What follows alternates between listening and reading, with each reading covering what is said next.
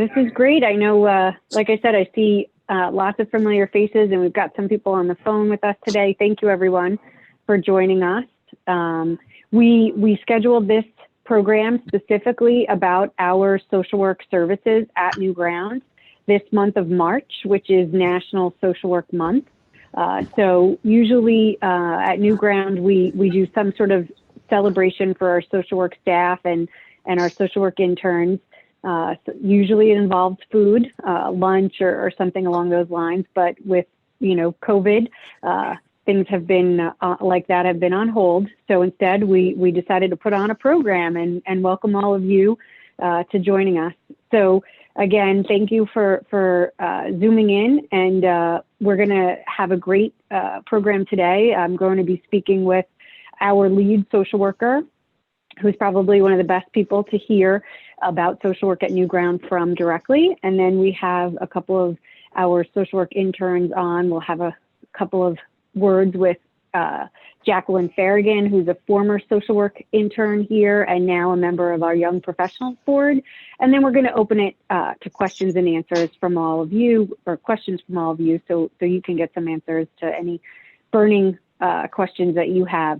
And so if it's possible and you're able to put yourselves on mute for this first part of the program, that would be great. And like I said, we'll do questions at the end, probably for a good 20 or 25 minutes. So I think we should be able to answer any that come up. So we'll get started. It's just about 4 minutes after noon. Again, welcome, and thank you for being a part of our second program in celebration of our 30th anniversary year. And as I mentioned, I'm going to be speaking first with our lead social worker at New Ground, Selena Barneo. So Selena, please tell us a little bit about yourself, your background, and your experience as a social worker. Sure. So hi, everyone. Good afternoon. I'm Selena Barneo. I am an LCSW in New York State. So that's a licensed clinical social worker. I got my master's in social work from Long Island University post-campus. It was CW Post when I went there. They've done some rebranding since. I started at New Ground as a social worker working with families in 2013. And then in 2016, I began to supervise social work student interns. And that first year I took on one student, but it increased to two the very next year after. And in March 2019, that's when I became lead social worker and started to supervise social work staff in addition to the social work students that we had at that time. Also, in addition to my role at New Ground, I also teach master level social work courses at LAU, both at the Post and Brentwood campuses. And I've been doing that since about 2019.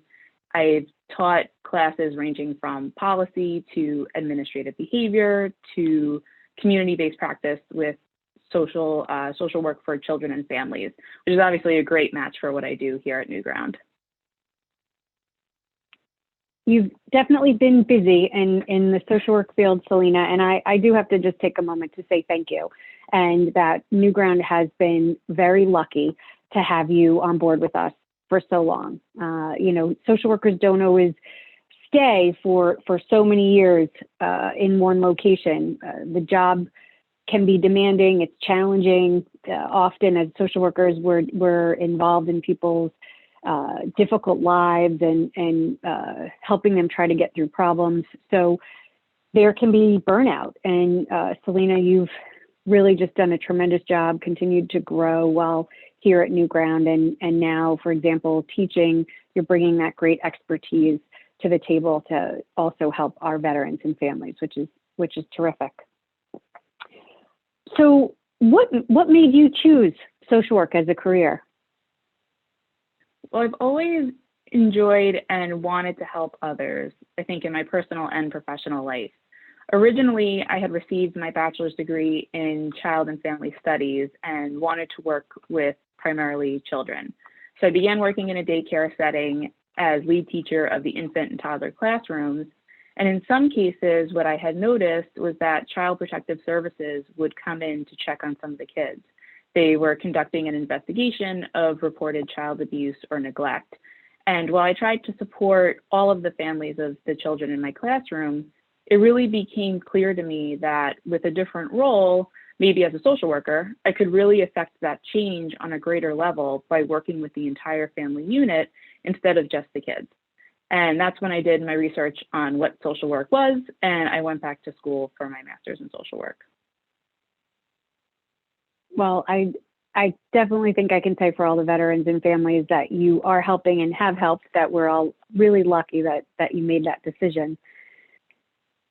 And since you've been here for so many years, as I said, I think you're one of the best people to answer my next question, which is, what is social work at Newground? What does that look like? Yeah, so I'm really lucky too to be here at an agency like Newground, where I get to approach the work blending clinical and concrete skills together. This is absolutely the most effective way to empower the individuals and families that we work with.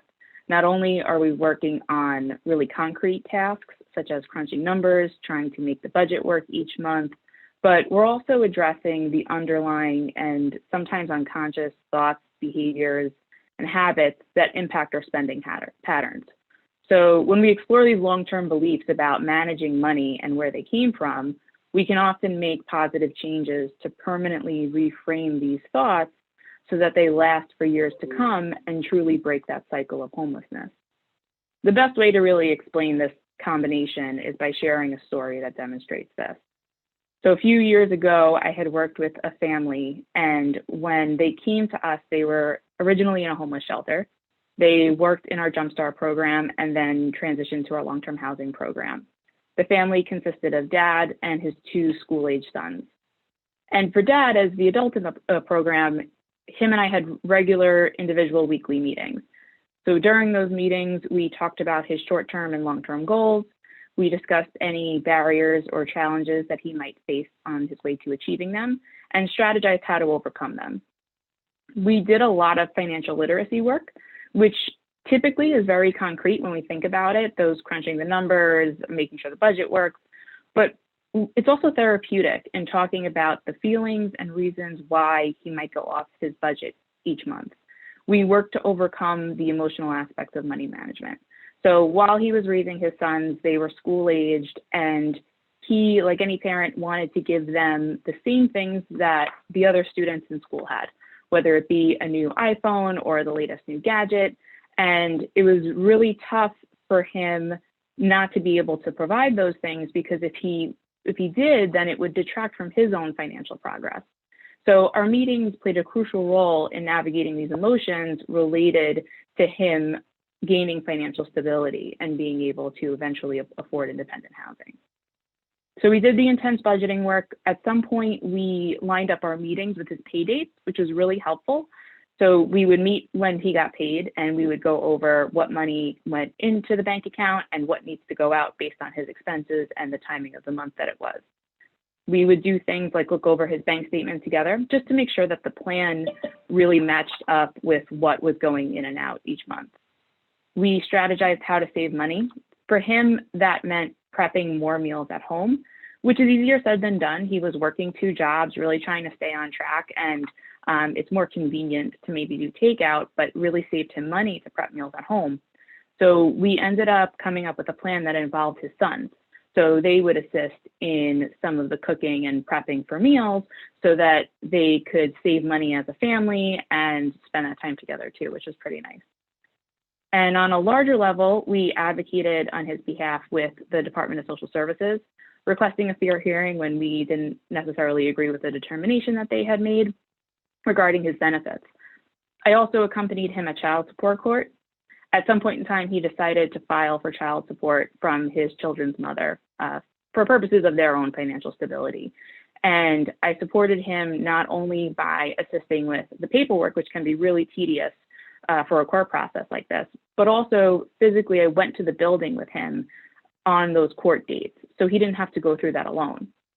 And then we also, in the realm of financial literacy, worked on strategies to improve his credit, pulled his credit report, worked on taking that money that he saved each month to clear any collections or old bills that he might have had, and writing letters to the credit reporting agencies to make sure that they removed those items from his report, and then worked on building positive credit throughout his time in the program. by the time he left us, his credit score was at an 801, which was really incredible. And he did some really amazing work to get it that way. Absolutely, Selena. I remember when that report got pulled, and this was someone who came into the program with a score in the low 500s, and so for that, when that report came in, it was 801. I think we were all like, dancing in the hallways because it was such a huge jump, and obviously we watched it climb, every 6 to 12 months as we pulled credit reports. But then that last one really just blew us out of the water. And I think it blew him out of the water and just was a real testament to how hard he was working and how well you were working alongside him to make those changes. And, I just want to underscore that this is an example and a case example of the work, but it's really demonstrative of the work that's done with all of our veterans and families in the program. The same model is used with everyone. And of course, financial literacy was a big piece of it, but we did a lot of other work. So I know you were going to share some information about the education side of things and his work plan too. Yeah, so we provided him with education assistance like we do to other families in the program. For him, this meant one of his education goals was to obtain his GED or high school diploma. So what we did together to reach that goal was we researched different programs that were in the area that would fit within his schedule, because he would be doing the school program along with working and raising kids. So we made sure that it would be a good fit for him, helped him through the enrollment process. And once he was in that program, we helped him with organization and time management. So when was he going to have time to study, complete assignments, go to school? And we also linked him up with a tutor to help him with the actual work so that he could be successful. And also in the realm of education for him, we secured funding for and assisted him in completing a CDL program. So that's a program to get his commercial driver's license. And this allowed him to drive professionally as a school bus driver once he passed the program that we assisted him with. So that translated really well into our next step, which was career development. And we created and helped him to update his resume throughout his time in the program. We helped him to apply for a second job and then also helped him prep for interviews. We had a couple of sessions that would be mock interviews for him. So I would play the part of the employer and be asking the questions and he would respond. We did this and practice his attire for interviews as well. So this was set up like the real thing. And it meant that when he went for the professional interviews, it wasn't the first time he was hearing or answering some of the typical questions that were asked. So it really helped him to be more successful in the professional world. We also provided support to him around raising his kids, raising his two sons. He would call me even on days when we didn't have a meeting scheduled necessarily to either vent about what was going on with them at the time, ask for strategies that he could use with them, talk about different things that were going on, and really just ask for that support and guidance around what to do. At some point, he realized that the boys were becoming teenagers and that teenagers don't really love to communicate with their parents very well. So he asked for support and we provided it. We set up monthly meetings, monthly family meetings that we put as game nights or pizza nights.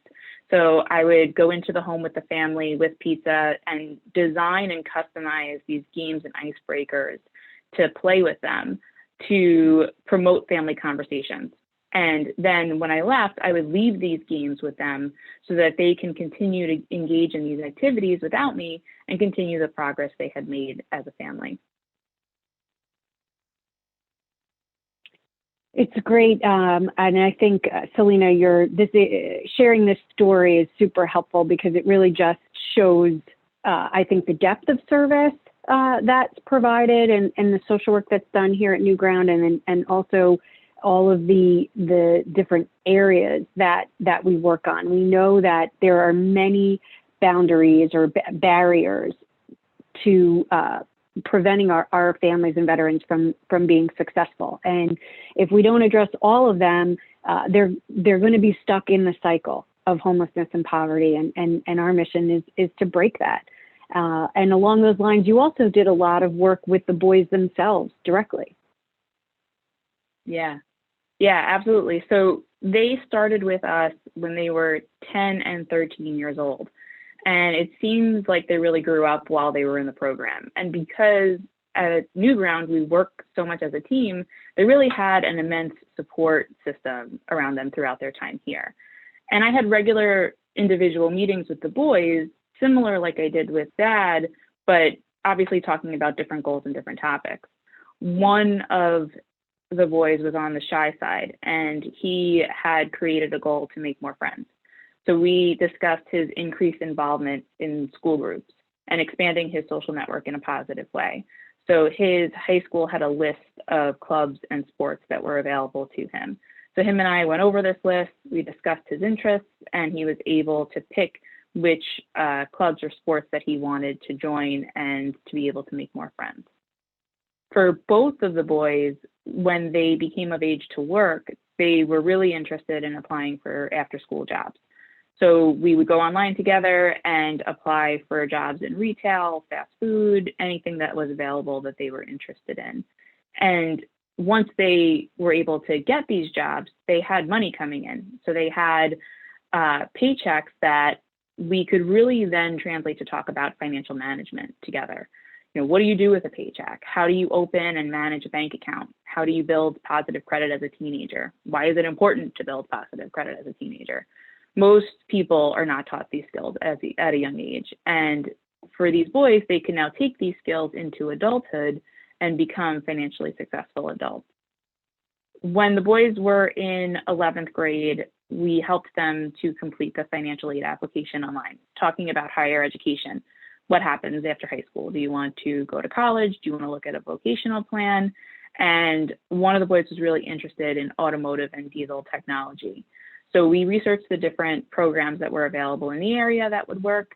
I would meet him and Dad at the different options, and we would go on tours together, ask questions, get information, and then review it to help him select the best school for his needs. And then at the end of high school, it was really nice because Newground staff members, we were invited to attend his high school graduation. And it was a very special and touching moment after knowing him for all of these years to be able to see him graduate from high school. And lastly, in addition to working on all of these things like finances, employment, and education, there's always a housing goal in mind. And at Newground, we are really in tune with the community around us so that we can connect families to opportunities that may be out there. So during the beginning of their time at Newground, we assisted the family with applications to low to moderate income housing waiting lists, knowing that these lists could sometimes take years to call you back. And this particular family eventually graduated out of the Newground program into moderate income housing, and they were able to maintain the stability due to all the work that we accomplished together while they were here. Thank you, Selena, for walking us through such a great example of the work that you've done over the years, and in particular with this family. You know, there's so many things. I remember this family so well over the years, and it's always amazing to watch the transformations happen. And you know, when you're working with families, you've got the children growing up before your eyes, and so all of those transformations are happening at the same time. You know, that the housing opportunity that he went into was tremendous. It was in the same school district. It was really in the same community. So the boys who, you know, the oldest son landed a job pretty early on and held that same job for years and was really committed to it. And so he was able to continue that as well. And like so many of the families that we work with at Newground, the family was African American. We do see probably about 85% of the families that come through Newground are Black or African American. The other 15% may consist of Hispanic, Caucasian, or multi-race families. And while there's a risk for everyone to be homeless, not everyone experiences the risk equally. And on Long Island, certainly race plays a role in homelessness and poverty. There is a much higher risk for certain groups because of discrimination and systemized racism that exists in our society. This is something that's been discussed in various levels. We've all been hearing it over maybe the past, 10 to 12 months, and for years prior, but it's sort of been, more in our minds lately. And because of how there are societal systems that are stacked against individuals of some races that make things so much harder, we know that our work at Newground is tackling issues of systemic racism, because many of our families, being families of color, they're in locations where the school districts are underperforming, they're underfunded, and we by helping our parents and our children overcome these barriers, we're helping them realize a future of permanent, stable housing and success. Selena, how do you see the work of Newground as it relates to tackling social justice issues for the families and veterans that we serve? So, as you mentioned, Newground works largely with families of color, and we are the link that levels the playing field for our families that face discrimination based on their race. So all of these services that I've mentioned that we provide, assisting families with applying for income support programs that they're eligible for and entitled to, providing financial assistance to attend an educational program, access to a tutor to be successful in that program. Through all of this, we're providing access to community resources that they may not otherwise have access to. And this, once again, levels that playing field against the discrimination that our families face in the community around them. And we see so much discrimination within the housing market, whether it be race-based or voucher-based, due to the stereotypes that exist around families who need assistance from federal programs in order to afford stable housing. And this exists everywhere, but also on the local level on Long Island, and leads to more people of color lacking adequate and stable housing. And this stable housing is something that Newground is not only able to provide in the short term, but we are also able to set up our families to be successful in the future. Thank you, Selena. It's also interesting in talking about the housing discrimination. We definitely see that also with our veterans, and being that our major work now with homeless veterans on Long Island is in connection with the Northport VA's supportive housing program.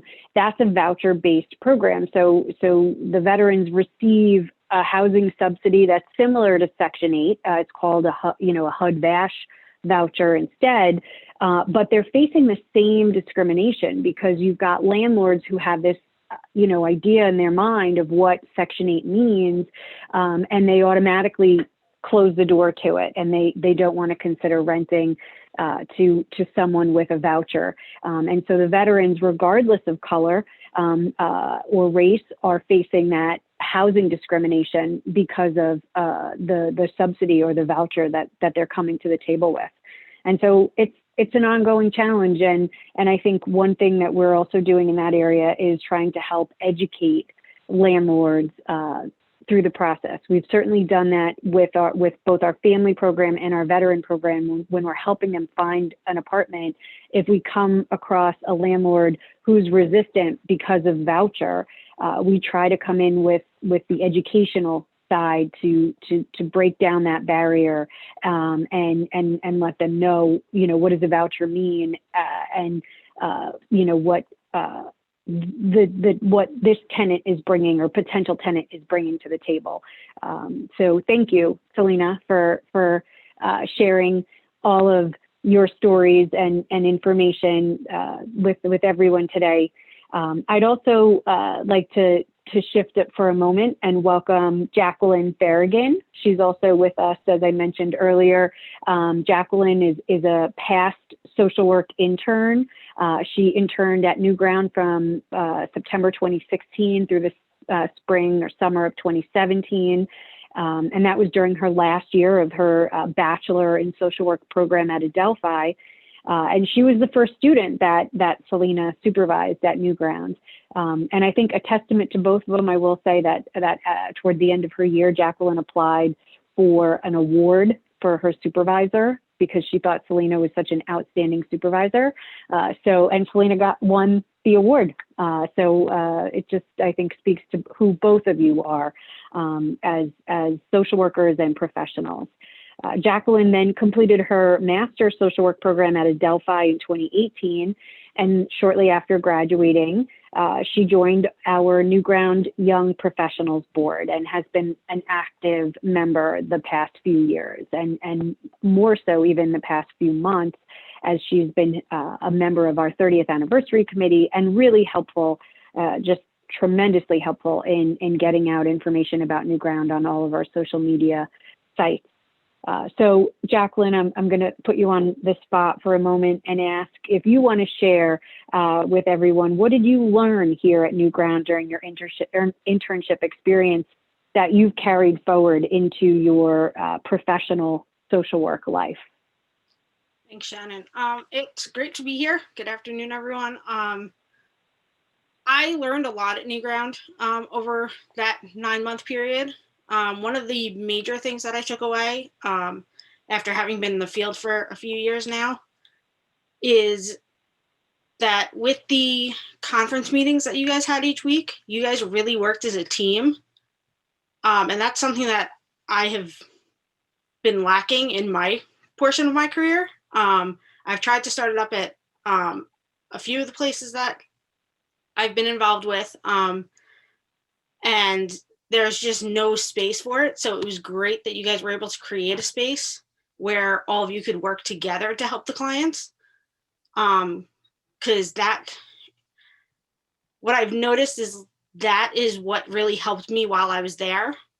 Being able to help the families that I was helping and the individuals was being able to come into that room and have Shannon give her feedback and not just getting Selena's feedback.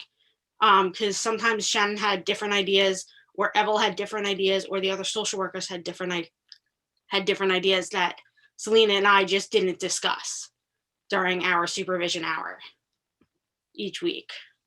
And then, so the other aspect that I took away from Newground was in those conference meetings, you kind of, in hearing from the other Newground social workers, it kind of gave you insight into how to take what I was learning in school and bring it into real life scenarios. So even the two current social work interns might be able to speak to that aspect of it, because I've been out of school for a little bit. But when I was in school, the professors were always reiterating the confidentiality laws to us and how we can't talk about our cases with anyone outside of supervision. And I found that when working with other people on intimate levels, such as with social work, it's impossible kind of not to need to vent your frustrations with the clients or to even talk about like what was going on to see if anybody else had other strategies. And the fact that Newground was able to create that space within these conference meetings each week was such a great thing that I wish I could find another placement for a job that had that aspect to it, where I could reach out to the other social workers there and say, hey, I have this client, they're really struggling, I'm not sure what to do, I've looked back on all my textbooks and all my notes from school and I can't figure it out, like, do you have any suggestions? And they might have even had a client that had the same kind of frustrating habits that mine does and ways to change their belief system in order to help them progress further than I could. So that was really what I took away from Newground, was the conference meetings each week and how great those were. Thank you, Jacqueline. I think it's definitely a key thing that we're proud of, being able to create here a space where we can come together as a team. And as you're saying, create a confidential space where we can, as a group, talk through difficult and challenging cases and help each other. And that it's not always your supervisor or your immediate supervisor that's going to have all the answers. Everyone brings something different to the table, and we all learn from each other. And certainly I myself, and I know Evel and Selena would say the same thing, that we've learned from our interns over the years. So it's a two-way street, and it really is working as a team. And it makes me think back to earlier in this conversation and saying how Selena's been here for so long with us, that I think good supervision and a team approach is what helps keep us doing the work that we're doing and keeps us from burning out, quite frankly. And that, unfortunately, that's not something that's readily available in a lot of organizations for various reasons, but it's something that we do pride ourselves on here.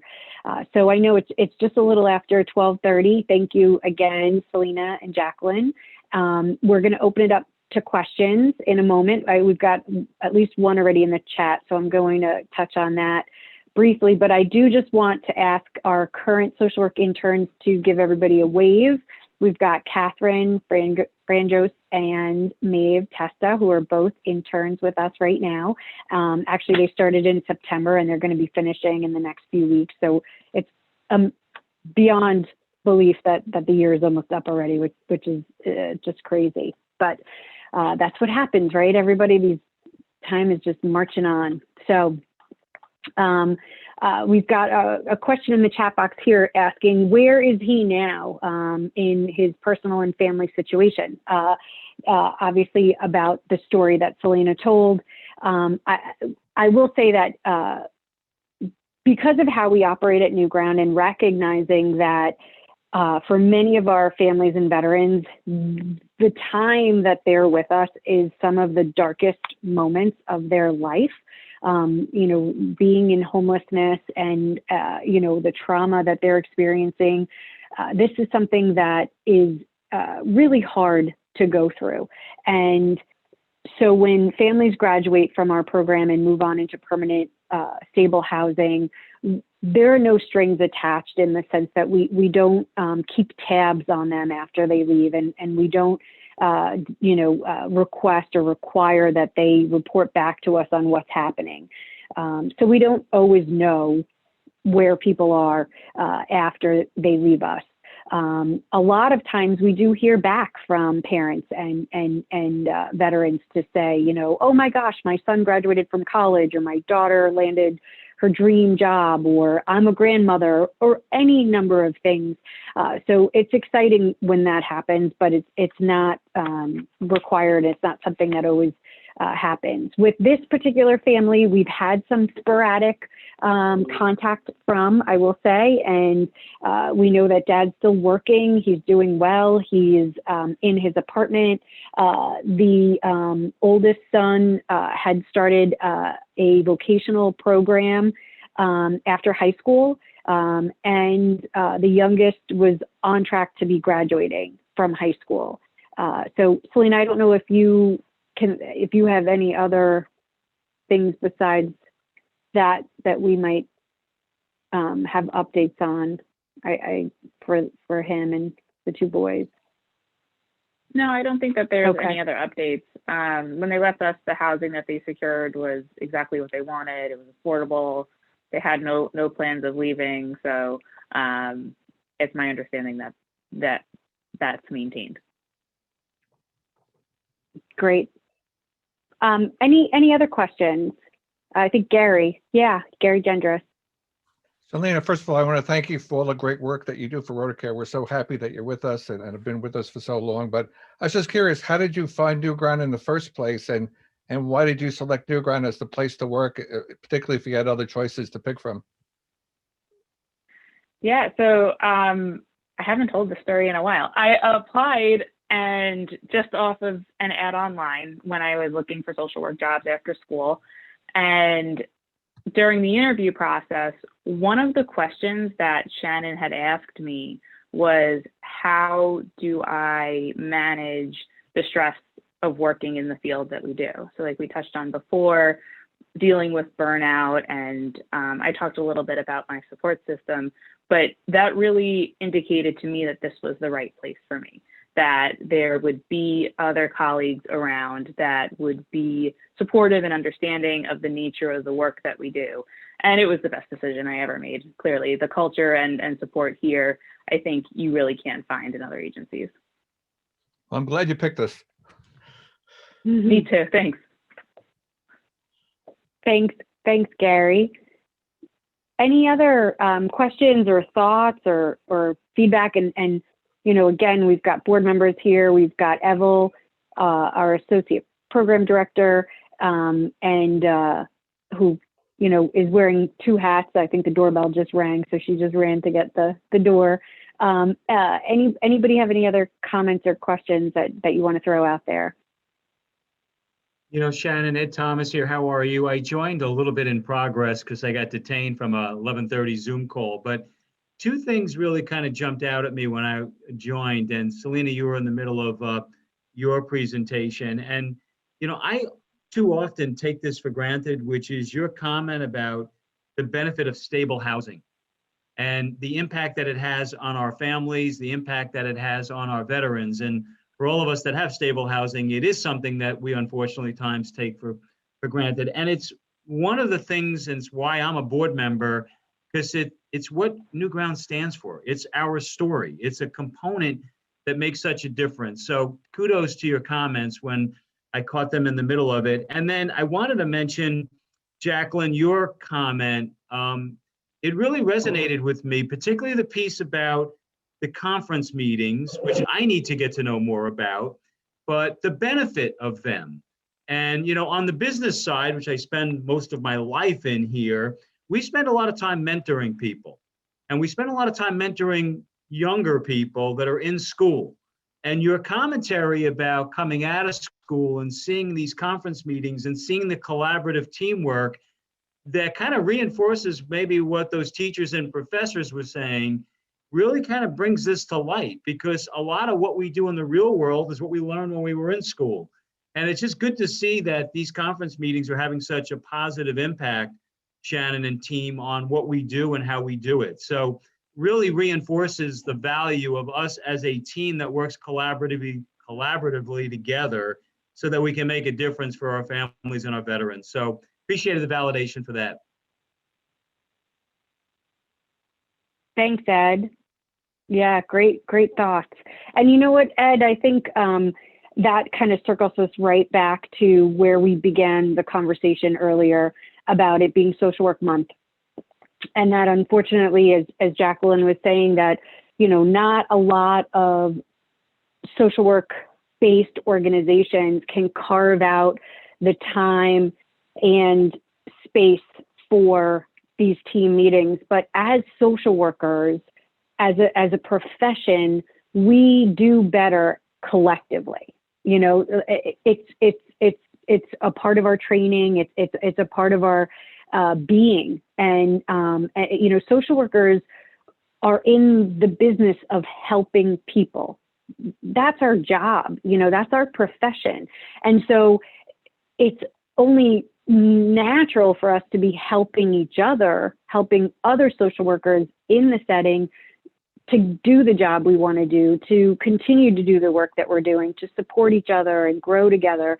So it's just an inherent part of social work. And thank you for highlighting that, Jacqueline, and thank you, Ed, for pointing it out as well, and driving home the point. I think that, you know, social work at New Ground is critical. As Selena described, it's the concrete and clinical behavioral work that really makes change happen on a long-term basis. And social work is critical in our society. So I don't think it's going anywhere. I'm happy to be celebrating Social Work Month this month of March, and thank you all for joining us for this lunch break and hearing about the social work services at New Ground and appreciating the work of our social work staff. Thank you again, Selena and Jacqueline, our interns, Evel. Thanks to our board members here. Thanks to our 30th anniversary committee who kind of come up with this idea. Thanks to Diane, Saranita, the brains and manpower, woman power behind making it all happen. This has just been great to have the conversation and to have you all tune in. We want to, just be conscious of everybody's time. We said that, we'd keep this under an hour because it is sort of a lunch break. Any other questions or thoughts or input anybody wants to say? Hi, Shannon, it's Ken Pritchard. How are you? I'm great, Ken. I saw you on. I was going to give you a shout out after we officially wrapped up. Good to see you. Thanks for coming on. Thanks for joining us. How are you? Very good, thanks. One of the reasons I tuned in, I got, a lot of which I moved a year and a half ago. We moved to Denver, and the homeless situation, I'm going to say, is more visible, like it might be in Seattle, Portland, San Francisco, otherwise Denver as well. And I wanted to tune in to maybe understand it a little better. And certainly the conversations around removing those impediments and social work and whatever helped me a lot. I read about San Francisco, I guess, is most notable, and I don't know if it's statistic, and they say they spend $50,000-$60,000 per individual trying to solve the problem, which they haven't. And so I'm thinking if New Ground geared up to tackle San Francisco, Portland, Seattle, and Denver at $60,000 per resident, you could do a much better job. But it's just a statement, I guess. But thank you for putting this on, and I'm just trying to understand it a little better. So I don't know if what you're doing is completely different than what they're attempting. I'm sure that they have a component, but it's not working. Yeah, so Ken, a couple of things. I think you're bringing up a great point. And I had a conversation recently with a good friend who lives in Portland, Oregon, and they're certainly seeing a great deal in a spike in street homelessness. And I think that two things. One is that on Long Island, we don't see the homeless. Our homeless are hidden, unless you're maybe in a major Long Island Railroad station or a major bus station. You're not really going to see street homeless. A lot of our homeless are families and families with children. Actually, Nassau and Suffolk County have some of the highest rates across the country. I think we're in the top 5 for the highest rate of child homelessness. So for us, the problem is really affordable housing for families with children. And those families tend to be in shelters, or they're in hotels and motels when the shelters are full. So you don't see the street homeless the way you do in some of in the urban areas like New York City or San Francisco or Denver. And there are different problems, I think, that the different populations are tackling. Some of the street homeless that you see in those urban areas are struggling with issues of mental illness, mental health issues, and potentially substance abuse issues. But I think the key piece that New Ground does, that a lot of programming for homeless falls short on, is long-term change, long-term program. New Ground is working with veterans and families for 3 years, 5 years, 7 years, because it's a process to really go into all of these areas and impact positive change and behavior changes. So, you know, substance abuse treatment years ago, you used to have an option to go inpatient for 90 days to be in a facility where you won't be exposed to people using or being able to get a hold of it. Now, if you could get 14 days, that's a lot. You know, health insurance companies, et cetera, are not paying for that extensive level of treatment. And so most times you're going to get detox for 3 days, and then you're going back out on the street. And maybe you're going to go into a halfway house.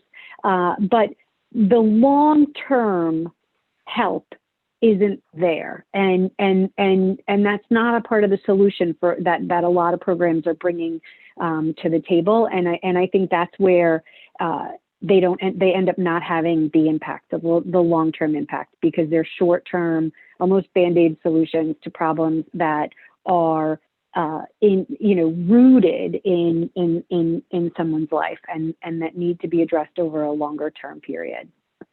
Well, thank you. Yeah, I remember talking to, I won't take up any more time, but I remember talking to Jeff Reynolds and Mark Heffley, you know, about that change from, you know, long-term behavioral change to short-term, you know, getting sober. So yeah, some of those things are frustrating, but thank you.